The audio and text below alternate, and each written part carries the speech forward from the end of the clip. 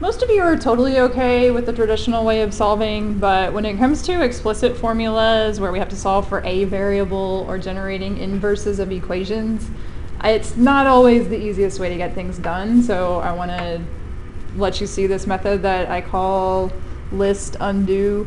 You can Google around and search and find something called do undo.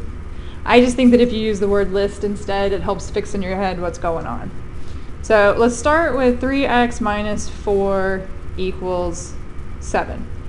Normally if we solve that, we're going to add 4 to both sides, then we're going to divide by 3 and call it a day. But this list undo approach says I'm going to start at x, and I'm going to make a list of everything that's happening to x on that side. Well, the first thing that happens to x is it gets multiplied by 3, and then we subtract 4. And if you think about it like one of those number games, I'm thinking of a number, and if you multiply that number by 3 and then subtract 4, you're going to get 7. Well, if I want to figure out what that number was, I'm just going to work backwards. So we're going to take our 7, and how do I undo subtract 4? Well, I'm going to add 4, and that's 11.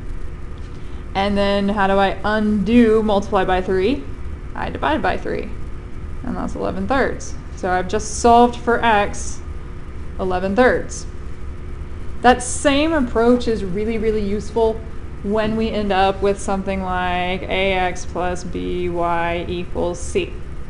It's standard form, and that's all well and good, but what if I need to solve for x? I just want to isolate the x, I don't want anything else over there with it. Well, first thing that happens to x, multiply by a, and then add by to get to c. So when I turn that around, I get c minus by. I can't combine those, they're not like terms, so they have to just stay put. And then I'm going to take that whole c minus by and divide it by a. So I can write x equals c minus by all divided by a. And I've isolated for x in a lot more straightforward method than traditional solving would have me do it. Inverses, it's especially nice. So if I've got the equation y equals 4 times x minus 3 plus 2. I've got it in point slope form. I want the inverse of that one.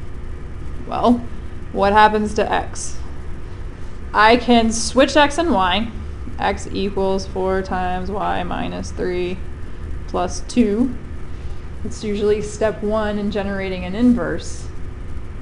But I don't want to distribute the 4 in there and then combine like terms and then have to undo all of that again just to solve for y.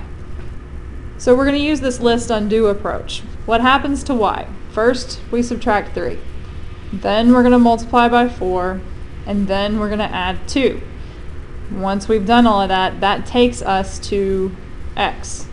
So when we turn it around, the first thing we're going to do is subtract 2 from x. And then I'm going to take my x minus 2 and divide that by 4. And then we're going to take the whole x minus 2 divided by 4, and we're going to add 3 to it. So when I clean that up, I know that the inverse function is going to be x minus 2 all divided by 4 plus 3. It's a little bit easier to keep things organized. We'll definitely talk about it later if you want to.